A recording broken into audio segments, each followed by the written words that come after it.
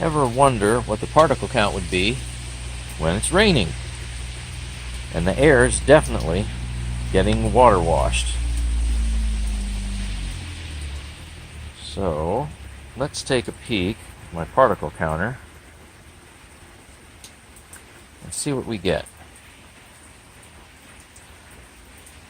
Alright, a few more seconds.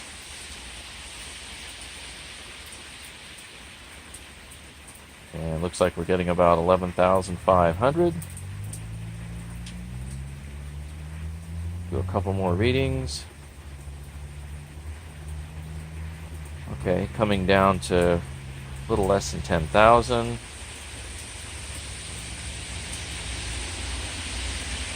Well, we'll say around 10,000 or so. It's been raining here for a while, maybe like an hour. Okay, so somewhere around 10,000. So let's go in and actually see what the particle count is inside being paper filter washed. Now we've moved into the VAC Lab family room that you've seen in so many videos. And let's see what a paper MERV, MERV 7 filter can actually do for air filtration. And there you go.